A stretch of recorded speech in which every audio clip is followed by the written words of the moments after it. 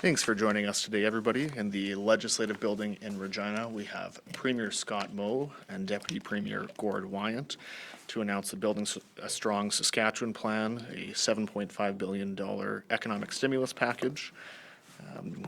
Joining us over the line is Dr. Saqib Shahab, Scott Livingstone, CEO of the Saskatchewan Health Authority, and Dr. Susan Shaw, Chief Medical Officer for the Saskatchewan Health Authority. Both Premier Moe and Deputy Premier Wyant will have opening statements. We'll also have a brief opening statement from Dr. Shahab on the line. Premier? Good afternoon, everyone, and thank you for joining us here today. I am very pleased to be joined by Deputy Premier Gord Wyant, our Minister of Education, also our Minister responsible for Sask Builds, to announce a substantial investment in building a strong Saskatchewan. And I'm very pleased to make an announcement that will further stimulate our economy as we begin to recover from the economics of the COVID-19 pandemic. But before I do that, I will provide a very brief update on today's COVID-19 case numbers, and we'll hear briefly from Dr. Shahab, who is joining us by telephone here today. Today we have 25 new cases, bringing our provincial total to 512. 24 of those new cases are in the far north, in La Loche and the surrounding area. And the outbreak in the far north continues to be very serious for this province. And we continue to monitor the situation to ensure that the necessary supports are in place to provide residents in the area to not only self-isolate but also to physical distance. Now I'll just ask Dr. Shahab, if you'd like, for an update in a little bit more detail on today's COVID-19 numbers. Dr. Shahab? Thank you, Premier. So I will just go over the numbers in a bit more detail. So as the Premier said, we have 25 new confirmed cases, out of which 24 are in the far north in the La Loche area and one in the Saskatoon region. And if you look at, we have updated the information on the website, and if you go to our information on the website, you will appreciate that while obviously the outbreak in La Loche and area is very concerning, when we look at the table showing active cases, we can see that apart from the far north and the north, which is impacted due to the Lloydminster outbreak, things are pretty quiet in the rest of Saskatchewan, which enables us to proceed with the reopening Saskatchewan plan. For the rest of the province, there'll be a review of the situation in Lloydminster end of this week and early next week, but that outbreak seems to be at this point contained. But of course, we expect to see, with very active case finding, ongoing cases that are mostly close contacts for initial cases that are being found through active contact tracing and testing, which is a good thing. While the case numbers are alarming, they are being generated through very active case finding, which allows cases, even if they're mildly symptomatic, to be effectively isolated in a way to limit the outbreak from spreading further. Furthermore, if we look at the age ranges of the cases, we are now seeing an increase in the 20 to 40 age group, which again is partly due to the transmission in mostly younger age groups in the La Loche area. And most of the cases so far have been mild, with effective isolation in the home setting. And finally, if you look at the number of tests ordered, we have now 1326 tests that have been done in the far north. So testing continues to be done at a high level, and that is resulting in increased case finding. And testing continues in the rest of the province as well for all people who have even mild symptoms. Thank you. Thank you, Dr. Shahab, for all you do for the province. Across Saskatchewan, we must continue to be vigilant in observing physical distancing practices. We've seen firsthand, time and time again, that these practices work. So now in today's announcement, for the past several weeks across this country, we have been paying people to stay at home. Governments of all levels have been paying businesses to stay closed. And I understand why we had to do that, and it was the right thing to do. But moving forward as a society, we need to get back to paying people to go to work. We need to invest in businesses to operate and to build. That's how our economy is going to recover. That's how we are going to create new jobs and return to our existing jobs. And this is how we will, and that is the plan that we are announcing here today. Today we are announcing a plan to build a strong Saskatchewan, a plan that is an early but major step in Saskatchewan's economic recovery in the months and the years ahead. Over the next 2 years, our government will invest $7.5 billion in schools, hospitals, highways, in Crown utility projects, in municipal infrastructure, and a number of other important capital projects designed to build a strong province of Saskatchewan. That is a $2 billion increase over 2 years, a $2 billion economic booster shot over and above the $5.5 billion our government had already planned to invest in capital projects over the coming 2 years. The $2 billion stimulus injection will balance the need for smaller, short-term projects to jumpstart our economic activity and to get people back to work quickly, with longer-term, large-scale projects that leverage multiple sectors over the course of the next couple of years. This capital injection includes new capital funding of over $300 million for highway projects, $200 additional million for healthcare infrastructure, and over $135 million for education infrastructure. Specifically, the $2 billion capital injection to build a strong Saskatchewan will be allocated as follows: $1.37 billion for large infrastructure projects, including over $100 million for new healthcare infrastructure, and over $110 million for new education infrastructure, with additional allocations that will be announced in the dates ahead. Sask Builds will provide oversight as well as the project management and procurement expertise.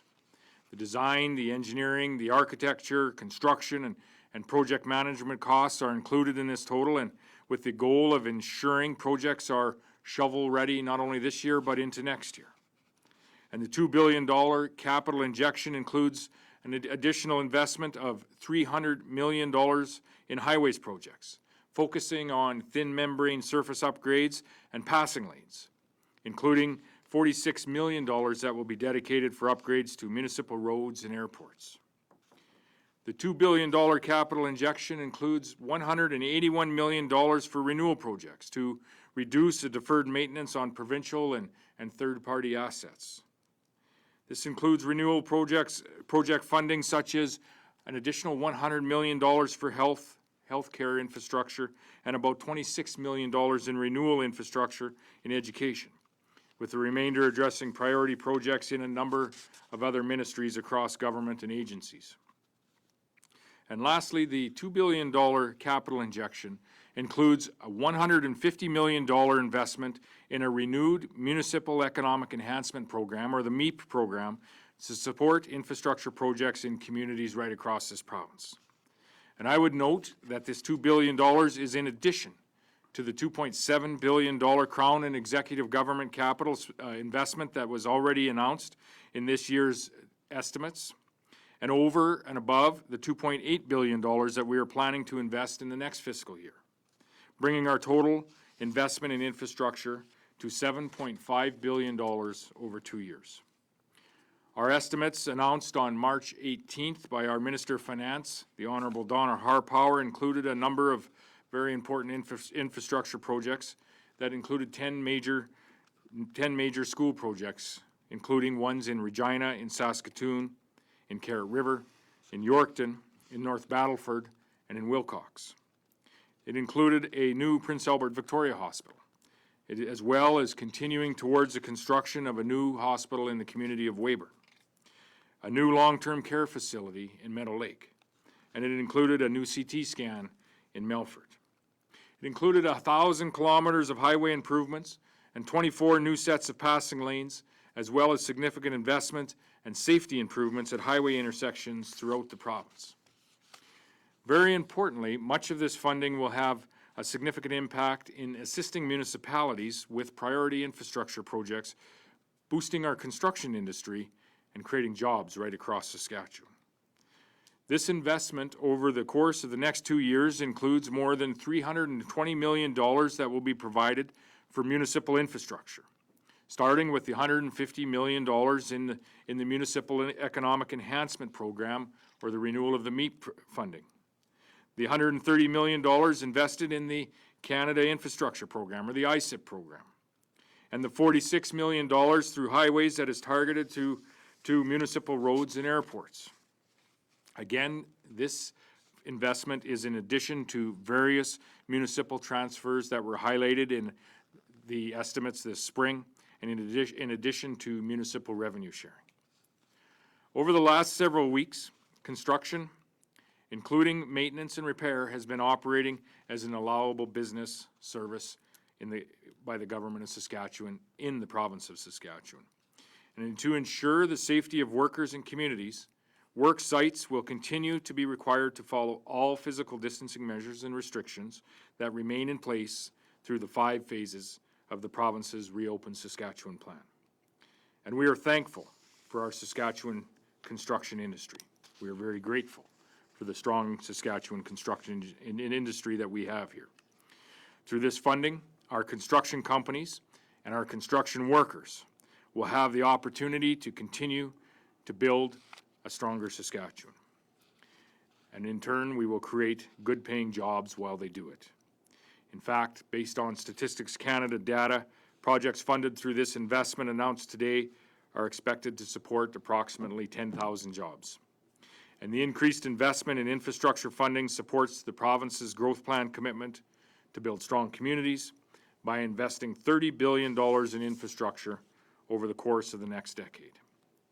Because we know, as we recover from COVID-19, a strong Saskatchewan, a strong and growing Saskatchewan, is more important now than ever. This $2 billion capital injection increases our total investment to $7.5 billion over 2 years. This is a major step in building stronger communities and building a stronger province. I'll now ask our Deputy Premier Gord Wyant to say a few words with respect to Sask Build's initiatives. Well, thanks very much, Premier. Well, as the Premier noted, we want to help Saskatchewan industry and companies and workers get back to work.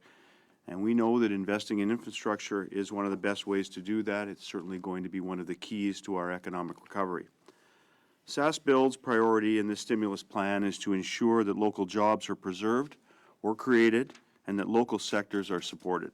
That work will be led by Priority Saskatchewan, who has already achieved a great deal of success in this area. It's something we're very proud of the accomplishments that they've had.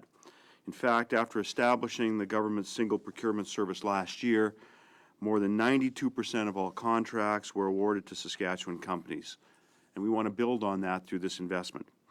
There are a number of tools available to Sask Builds to ensure stimulus products benefit Saskatchewan sectors through sector engagement and through planning. We want to maximize the benefits of Saskatchewan people and communities, and I want to assure our industry and our businesses that as much as possible, the work will be performed by Saskatchewan workers as we reopen Saskatchewan.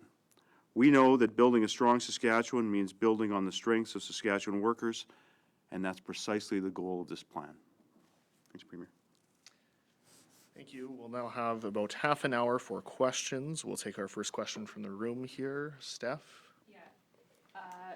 For the Premier, what is your plan to increase the number of tests that are being done in this province? Because April has come and gone, and we did not see your goal of 1,500 tests per day reached by health officials here. All right, what we saw in the province was our, between when I made that statement and today, is our numbers have dropped in most areas of the province. We do have a few outbreaks, of which I'll speak to in a moment, but by and large, across much of the province, as Dr. Shahab had said, our numbers are relatively quiet, and we haven't had the requests for tests, quite frankly, which is a positive thing, by and large, for the vast number of communities here in Saskatchewan. If you look at what is happening in an area, well, you pick a few areas, Lloydminster, Prince Albert, and more recently Meadow Lake. With the testing that has occurred and the contact tracing that has occurred with well, in 2 cases, one case that arose in the hospital The tests have shot up briefly there, and as well as the contact tracing, but most notably in our province's northwest, where we are working with our local communities on a much more serious outbreak at this point in time in and around the communities of La Loche and some of our other northwestern communities. We are increasing not only our testing numbers in that area, but very much focusing our testing on not only those that have been in contact with someone that has been tested positive for COVID-19, but are also going beyond that in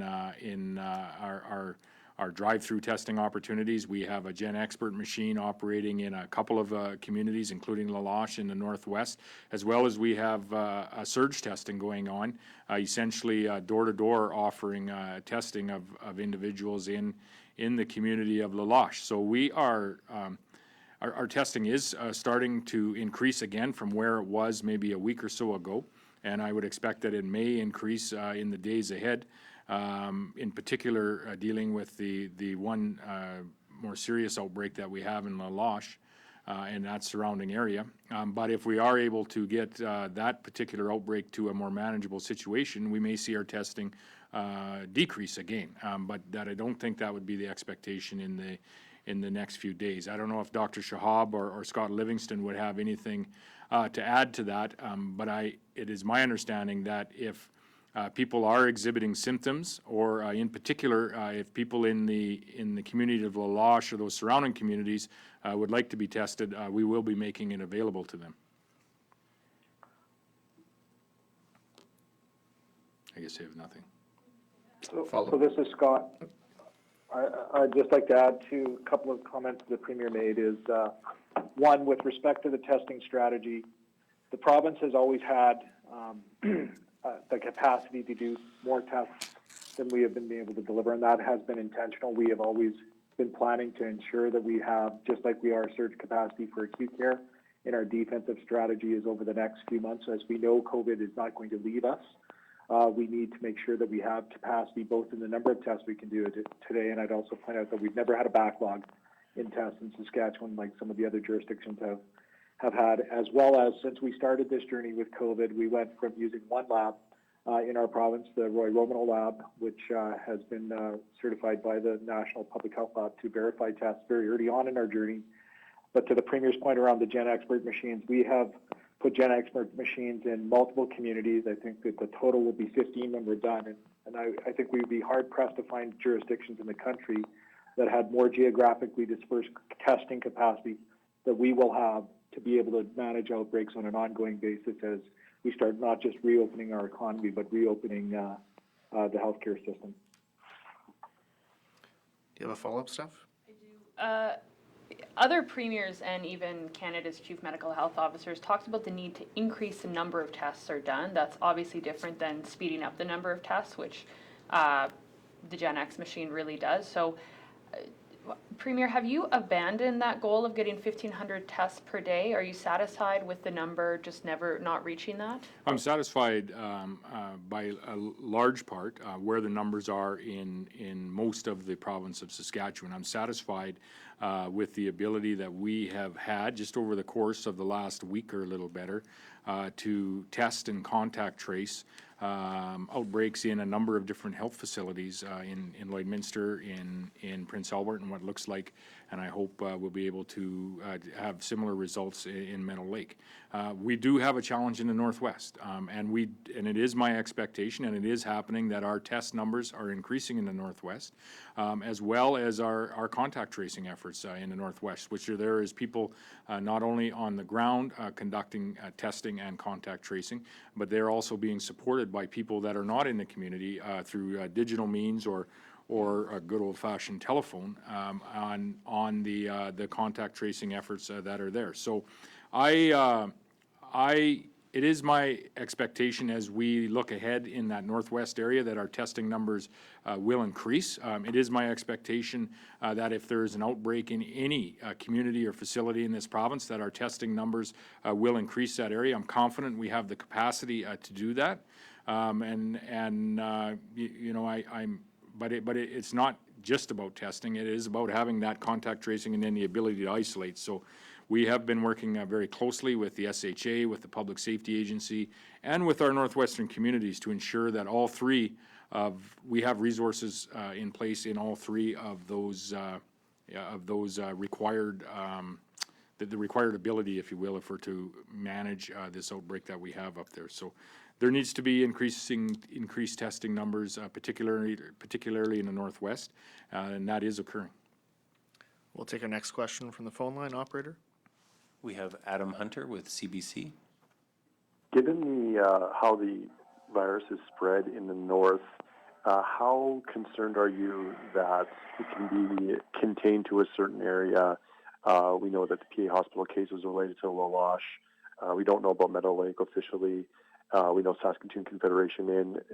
Can we say that it's been or going to be limited to the northwest, and what's being done to keep it in the community besides the checkpoint efforts?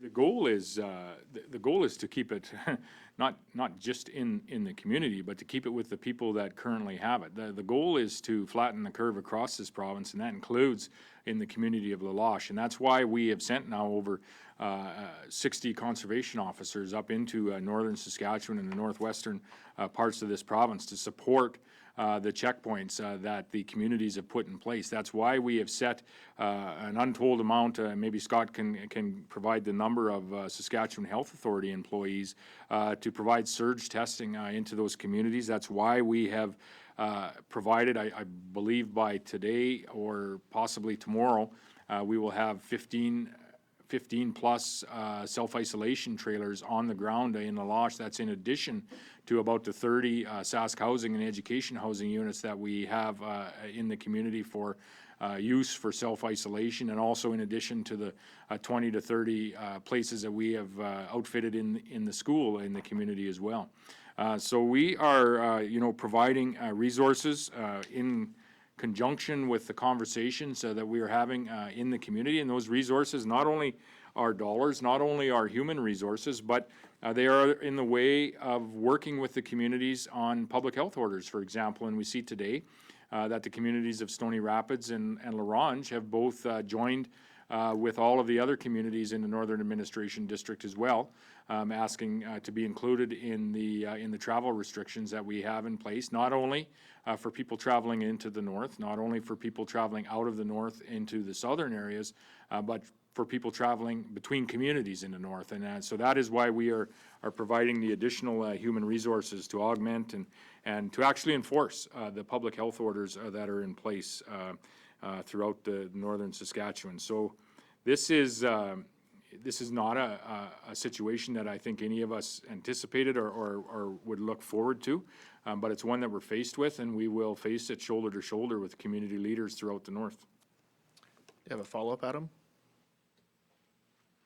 Yeah, I would just like to ask the SHA perhaps if they're concerned about the number of health workers that are needed to isolate now, given the cases in various hospitals, and maybe an update on how many staff are isolating and what the plans are to make sure that they are not short-staffed.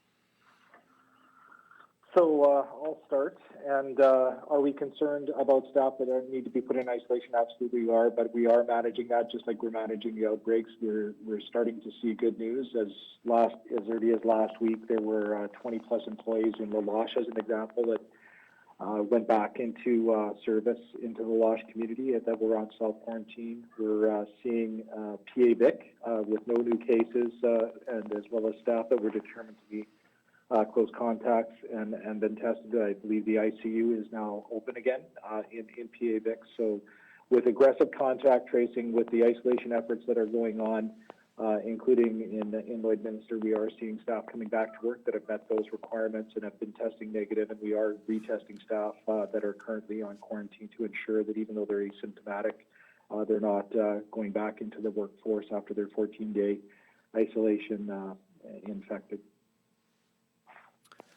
We'll go to our next question on the phone line, operator.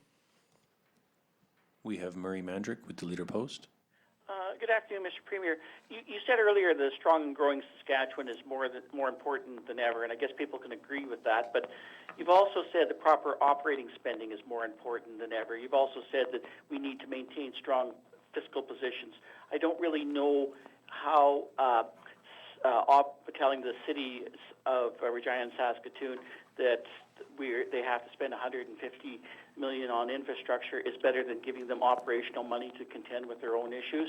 There's going to be people that are going to ask how spending $255 million the next year on highways, on things like thin membrane surfaces, is really all that wise a decision when you could be running out of money given the fiscal situation your finance minister outlined 2 weeks ago. So I guess what I'm asking is is capital spending in the way that you outlined it, given the concerns raised on operational side, really the best way to go right now? Yes, it is. Yes, it most certainly is. And we have seen municipalities across this province that are facing challenges, much like our small and medium, large-sized businesses are facing, like all levels of government are facing in the fiscal challenges, if you will, the fiscal side of the COVID-19 pandemic. So we are moving forward with this capital stimulus injection. We are also part of this injection is to provide $75 million a year, $150 million in total in our MEEP funding, so that the municipalities have the capital dollars available so that they can participate in infrastructure projects that are vital and of not only provincial interest but community interest. And so that $150 million right there provides the opportunity to get people back to work in communities right across this province and get them back to work on infrastructure projects that are a priority to the community that they live in.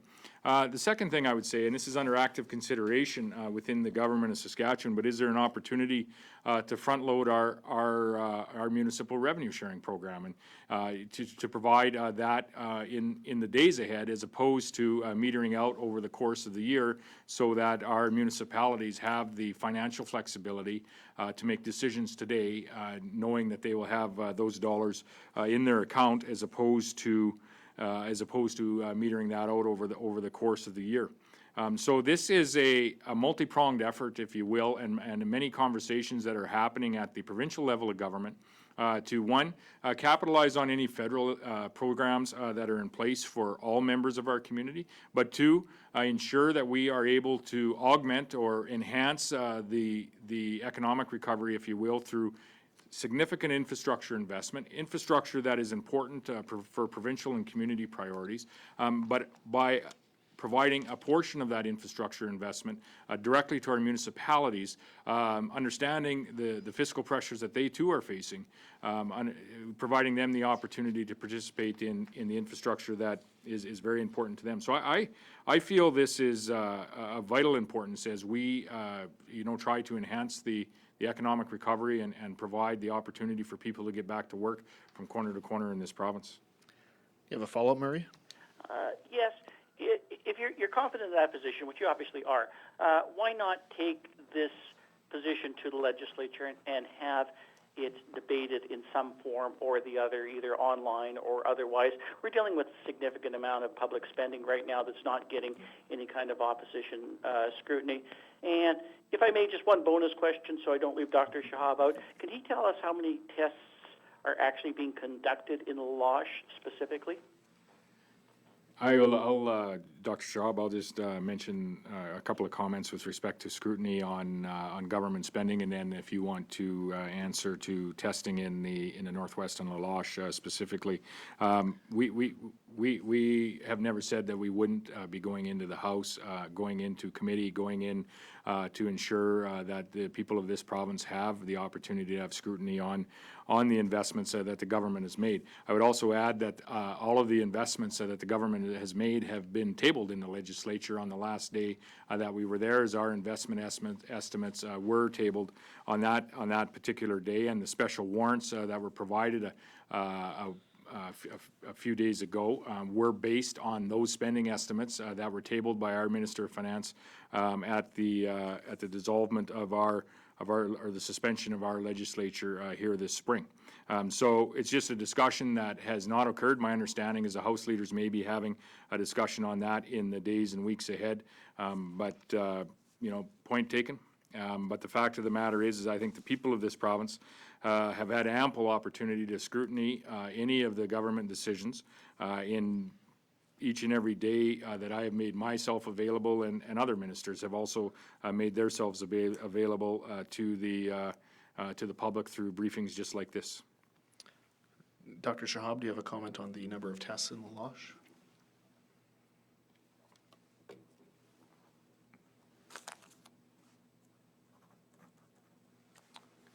Do we have Dr. Shahab or perhaps Scott Livingston on the number of tests in La Loche?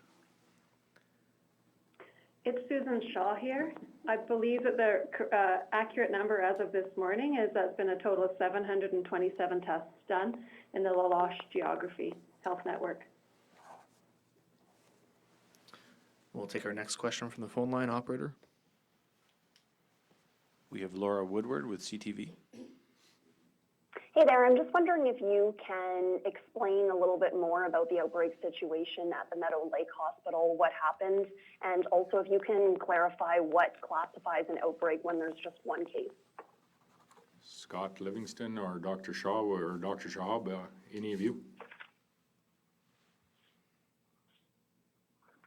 Sure. This is Scott. So Meadow Lake Hospital, as you know, there was officially a outbreak declared by the local medical health officer last night. Conversations were underway with local operational leaders first. The outbreak is confirmed as a single confirmed case of a healthcare worker, which is that individual related to a community transition. So there's contact tracing underway.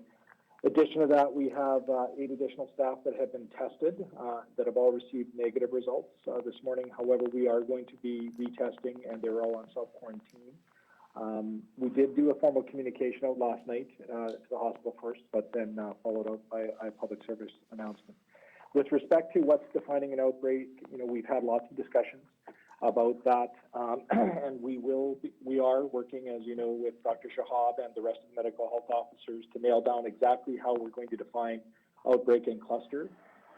You're seeing us, I would say, err on the side of caution now when you say, because the question is now, why are we declaring an outbreak with a single case? But I think the best answer to that is a case like the individual in PA where we had a single individual, but the in facility for a number of days without knowing and exhibiting symptoms, and the exposure to staff can be a big risk. So that's a good example of where you have a single case that have multiple exposures with lots of contact tracing and lots of follow-up that can have an impact on services. So in those situations, we feel it's necessary to define an outbreak.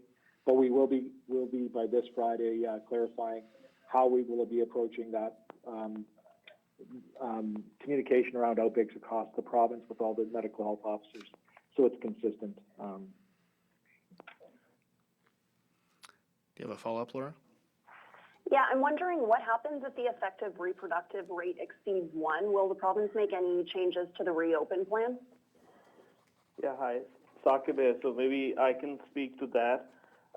So we knew that when the reopen plan was announced, our reproductive rate was below 1. It was around 0.73.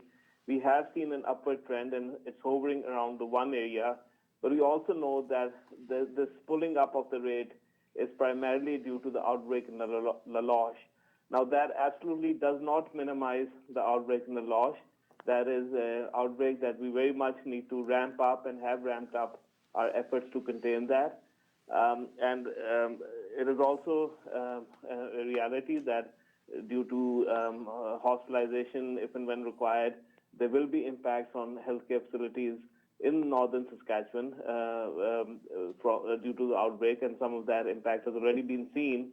But we also have to realize that whenever we get a localized outbreak in a community, for example, in La Loche, or a large outbreak in a healthcare facility or long-term care facility, we understand that that's a local outbreak, and we have to look at the reproductive rate with that in mind. And so if we look at the reproductive rate, and if we look at our new cases throughout Saskatchewan, the rest of Saskatchewan continues to see very few new cases and very few active cases. So with that, we remain at this point satisfied that our effective reproductive rate, while it's hovering around 1, is lower than 1, well below 1 in the rest of the province, but of course, ongoing concern with the outbreak in La Loche. Thank you. We'll take our next question from the phone line. We have Allison Bamford with Global. Hi there. This is for Deputy Premier Wyant, further to his comments on giving these capital projects to Saskatchewan companies and workers.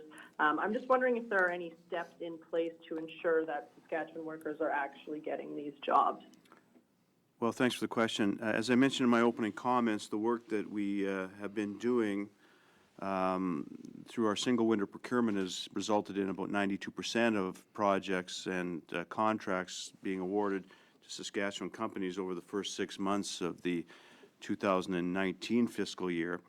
We do have a number of options available to us to make sure that we continue to do that. As you may know, we developed a 13-point procurement transformation plan a number of years ago, talking about best value in procurement, talking about vendor performance in procurement. We've developed a number of supplier development programs, including having some business expos. And we know what the capacity of Saskatchewan companies are, and we want to make sure that the capacity of those companies is understood. And so I think some of the additional things that we've been doing at Priority Saskatchewan is going to continue to ensure that these contracts are going to Saskatchewan workers. As I mentioned in my comments, it's precisely our goal to make sure that we put Saskatchewan workers to work, to benefit the recovery of the economy here in Saskatchewan. And so I think we have the tools in place to be able to do that. Priority Saskatchewan will be keeping a very, very close eye with respect to not just the tenders, but the award of the tenders, and not just within executive government, but within the Crown sector as well, as far as their procurement is concerned. So we think we're very well positioned to make sure that Saskatchewan companies benefit from not just this investment, but from the entire investment that the Premier's already talked about. A follow-up, Allison? Yeah, I just want to confirm that the $46 million for municipal roads and airports is the only new spending through the stimulus package that is dedicated directly to municipal infrastructure? No, there would be $150 million in the MEEP funding that would be solely dedicated towards municipal infrastructure. And as well as about $130 million that is in our existing 2 years budget in the ISIP funding would be already announced in the existing budgets. But I would also mention that much of the large-scale infrastructure funding will be in the way of not only schools, hospitals, things of that nature that are also directly related to our, and located in our municipalities as well. Anything to add to that, Gord? No, just to say that, part of the funding was, as the Premier mentioned, the ISIP funding. There's a almost $900 million package that's available from the federal government over the 10 years, well, I guess 8 years left, which we can help, which we can work to lever to help support a lot of the projects that are going to be moved forward under the infrastructure plan. So we'll be working to take advantage of as much federal funding as we can in terms of matching contributions for a number of these projects. So we want to thank the federal government for their support with that program.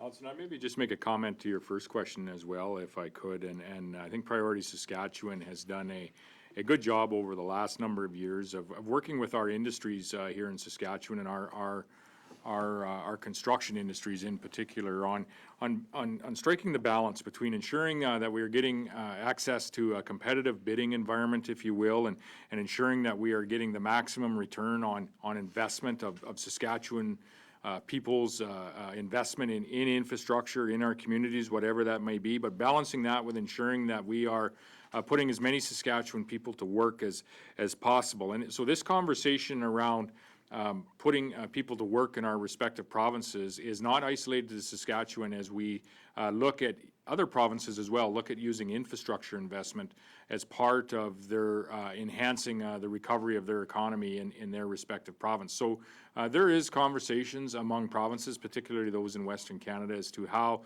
we can continue to work together to ensure that we are all accessing that competitive bid environment, if you will, so we're getting good value for our public investment, but also ensuring that we are putting our respective provincial employees to work. We'll take our next question from the room. Steph? Yeah, to the Premier, will you be recalling the legislature in some fashion, and if so, in what form, in terms of full sitting and committees, what are we doing? I haven't given that degree of thought as to whether we would be recalling the legislature. As you know, all parties agreed to suspend the legislature this spring, and we did that, I believe, on March the 18th, if I'm not mistaken. Prior to doing that, it was very important for us to table the estimates, the spending estimates of the government over the course of the next year, so that people, the opposition, media, have the opportunity to have a look at those estimates. And so I have not had a direct conversation with respect to should we be recalling the legislature in any form, should we be looking at carrying on with some of our committee meetings. The federal legislature, parliament, is starting to operate at a much modified fashion, if you will. I believe there might be one other parliament or legislative assembly that may be looking at a modified, not so much sitting of the legislature, but some committee meetings, if I'm not mistaken. But by far and away, the vast majority of legislatures across the province, across the nation, are not in operation right now, much like Saskatchewan. So it's not a conversation that we've precluded, whether we would or would not be going back into the legislature, but it's just not one that we have had in any depth thus far. Follow-up, Steph? Yeah, I want to go back. You didn't really answer my question about the testing. There was a 1,500 target that was set by yourself. That hasn't been met. Is that still the target? And if you've walked away from it, why? I wouldn't say I've walked away from a target of 1,500 tests. We may well get there. What I would say is that the testing that needs to be done is being done, and I would expect that will increase in the next number of days and for the foreseeable future, until we're able to ensure that we are in a much more manageable situation, if you will, with respect to the spread of this virus, in particular in the northwestern areas of our province. But when you look at the regional breakdown in Saskatchewan, we have 0 cases in southern Saskatchewan. So I don't know how many tests are being done in southern Saskatchewan, but I wouldn't expect it's a large amount. When I had made those comments, we had outbreaks that were coming from a different source, if you would. They were coming from travel, they were coming from large gatherings. And now, much of the transfer that we have is through a community transfer, and it is stemming out of community transfer in the northwestern portions of our province. You're seeing, and you said earlier that the case in Prince Albert, I believe it was you, Steph, that had said the case in Prince Albert was related to an individual that had been or was in the province's northwest. So things have changed here in the province with respect to how the virus is being transmitted, where it is being transmitted, and how in what concentrated areas of the province that it is being transmitted. But I would say this: the testing capacity is there, contact tracing capacity is there, the isolation capacity is there where we need it. Those are the 3 resources that right now we need, and we need in great numbers in the northwestern portion of this province. And we are working with the communities there to provide all of the resources necessary to give us every opportunity to bend the curve, to flatten the curve, if you will, in that area of the province. It's a priority 1 for us. It's a priority 1, I know, for the municipal leadership and the Aboriginal leadership throughout the Northwest, and we're going to work together to achieve it. We'll take our next question from the phone line, operator. We have Dan Jones with MBC. Yeah, good afternoon, Premier. I'm looking at the numbers you released today on the stimulus package, and I'm wondering what discussions you've had with Northern leaders about trying to accommodate the $10 million request for immediate relief. What we have done is worked very closely with Northern leaders, as well as the federal government and a number of Indigenous leaders, as well as addressing where the resources need to be supplied, if you will, or provided. I just said we provided over 60 law enforcement officials up into the area. There, I believe the last of that tranche is on their way to the northwest today. Those are resources, human resources, that are being invested in by the people of this province, the government of Saskatchewan, but are being provided on behalf of the communities throughout the Northwest region. We have a number of Saskatchewan healthcare employees that are being provided into the areas of the Northwest to enable and enhance our testing capacity and our contact tracing capacity in that area. That is, I suppose, could be part of a $10 million ask if you would so like to categorize it as that. We've provided a number of self-isolation units, both in existing housing stock that we have in La Loche, as well as rolling trailers that we have moved into the community as recently as this week. So we have also provided cash, financial resources, not only to the New North, but also to the community of La Loche. So I don't know what the number of provincial investment will be as we find our way through this collaboratively with our northern leaders in addressing and flattening the curve in this area. It may be less than 10 million, it may be more than 10 million, but we're going to continue to work with our local leadership and our federal government, who I might add has also provided 25,000 gloves and masks to the community in the surrounding area of La Loche as well. And I've had a number of discussions with the Deputy Prime Minister on this topic of how we can work collaboratively with the local communities to ensure that we come to a good outcome in this region. So I don't know what the number will be at the end of the day, but know this, the resources will be made available as they're required. Follow up, Dan? Yes, Mr. Wyant, in terms of your numbers today, La Loche has kind of demonstrated that overcrowded housing is a big issue, and that's probably right across the board.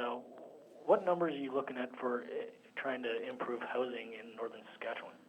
Well, the number of projects that we're going to evaluate, of course, projects which are a priority to the people of the province of Saskatchewan and municipalities. And so what the plan is with respect to the infrastructure fund, of course, is to make sure that what we're doing is providing resources, providing capital programming right across the province. And so we'll be evaluating any programs, any capital projects that municipalities want to put forward, in conjunction, of course, with our line ministers to discuss where best to make these investments. So we'll be having those conversations with the appropriate ministers and the appropriate municipalities. And I would add, Dan, there are many capital needs, both of local community value and provincial priority across the province, including the north. We've recently announced investments, for example, of a long-standing ask of some road infrastructure in the community of Wollaston Lake, for example. We have a long-standing conversation with the community of La Loche around housing, yes, and we have built a substantial number of housing units there over the course of the last few years, but also education infrastructure in that community. So there is a number of asks in many communities across the province, and that includes communities in the north, and we will work through a collaborative process to ensure that our $2 billion capital injection booster shot, if you will, is getting people to work from corner to corner of this great province. We've got a couple last questions on the phone line, operator. We have Ashley Martin with the Leader Post. Hi. Just relating to La Loche again, we've heard from the SHA that there have been some challenges with contact tracing of cases, and I'm just wondering how you respond to that. Are you feeling concerned that some people may be falling through the cracks, and given also that some cases in Prince Albert and elsewhere have been linked to La Loche? Yeah, I would make a brief comment, and then maybe Scott or Dr. Shahab would like to follow up. But I do have concerns, no matter where our approach is, that we may have one or two individuals that do follow through our contact tracing efforts, and that's why I have often said at this table that we should keep a little bit of a running tally in our head of who we have been in contact with over the course of the past 2 weeks. There's some personal responsibility on each of us in this province to be aware and to be aware of who we are spending time with within that 2-meter distance over the course of a couple of weeks, because that's the list that the Saskatchewan Health Authority is going to come and ask you about should you be tested positive. The concerns with cases that are connected with La Loche, whether it's people traveling in and then traveling back out, or people from La Loche traveling out, I think for the most part will be addressed as we tighten up our public health order and work with our conservation officers and community members on our, I believe, 13 check stops that we have up and running throughout the north, but much of it focused in on travel in and out of the Northwest, as well as travel between communities in the Northwest. And so what we're trying to do is to keep the spread of this virus at a minimum, both within the community through positive physical distancing, between communities through our check stops and encouraging people to stay in their community, and then in and out of the north, as this ultimately came into the north from another area. So yeah, no, I do have concerns from time to time, but I would also say this about our contact tracing methods within the Saskatchewan Health Authority. They have proven to be very effective. And they have proven to be, I would say, some of the most vigorous contact tracing methods in the nation, from what I am seeing. Time and time again, they are proving to work as we have outbreaks in a number of communities across Saskatchewan, and those outbreaks continually are being contained. We have a much larger situation in the Northwest that is going to require and is in the process of requiring a much larger response. Scott or Dr. Shahab, would you have anything to add to that? So the one thing I would add around contact tracing in the north, and I would agree with everything the Premier said around some of the recent changes that support better contact tracing, is we continue to send resources to support our colleagues on the ground, both in La Loche and our colleagues with the Northern Inland Tribal Health Authority that are working with us on reserve. And also highlight that one of the things we are doing to not up our game, but to get much more detailed contact tracing is by going door to door. And not just looking at existing contacts, close contacts, but doing risk assessments door to door to ensure that we are educating. At the same time, we're ensuring that families have the ability to have those individuals that are at risk self-isolate. You have a follow-up, Ashley? Not relating to La Loche, but with elections, Saskatchewan not being able to modernize and go to an online ballot because they just don't have time for that. How do you feel, Premier? I understand that your musings of a spring election were part of the reason this plan of going online kind of got derailed, and I wonder if you how you respond to the fact that the election can't be online and the ballot may put more people at risk of contracting COVID, more people touching ballots and so on. Well, I would, with respect to decisions that the Chief Electoral Officer has made, he is an independent officer of the Legislative Assembly, and those are decisions that he would have made throughout the course of this spring, and I would think is making just such decisions in advance of preparing for the October 26th election here in the province. Those are his decisions to make.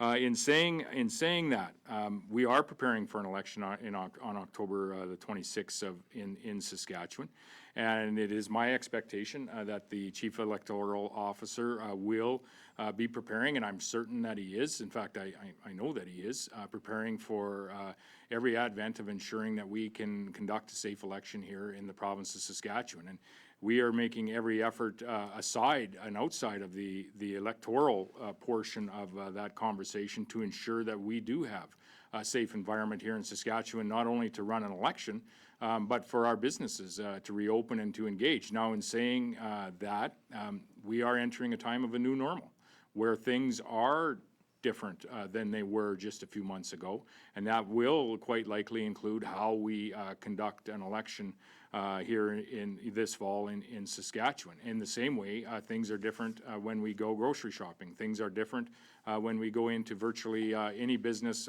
in this province. But just as I have confidence in the individuals across Saskatchewan taking their personal responsibility seriously when it comes to physical distancing and protecting themselves and those around them, I have every confidence in the business community in Saskatchewan, where they have already displayed that they can operate safely, encouraging, mandating physical distancing and putting in place parameters so that their employees and their customers are safe. I know that the Chief Electoral Officer will be able to put in just such parameters for us to conduct a safe election here this fall. And we'll take our last question on the phone line, operator. We have Lisa Schick with CJME. Hi, I'm just wondering, the $2 billion above what was announced in March, where is that money coming from? Are we going to be seeing cuts in the near future? No, the intent is not to see cuts in the near future.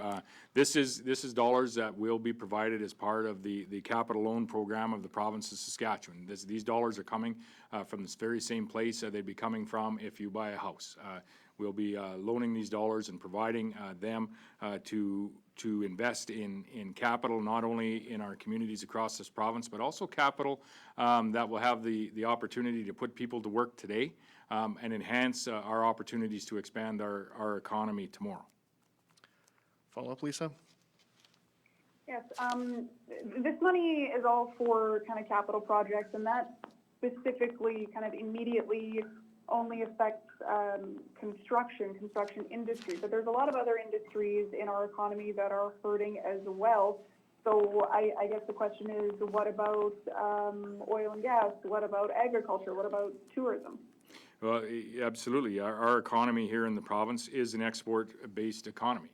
It most certainly is, and we are seeing challenges in the energy industry, in the mining industry, in the agricultural industry, most particularly in our livestock industry here today. And we're working very closely with our federal government, as you have seen through the announcement of federal programs, where the province has dovetailed in on a number of federal programs, enhancing those programs and making them more reactive, if you will, for Saskatchewan businesses. And the second piece I would say is Saskatchewan has led the nation in its announcement of reopening sectors of our economy, and doing so in a very methodical and pragmatic way that is not only allowing our businesses to reopen, but ensuring the safety of our customers, our staff, and our families in our communities. So we are an export-based economy, and we will be relying on the value of those exports for the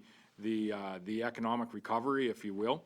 What we are doing here today with this $2 billion is providing an opportunity to enhance and amplify that economy here in our province, to add to the investment that we know will come from our private sector and from the exports that we provide to the world each and every year.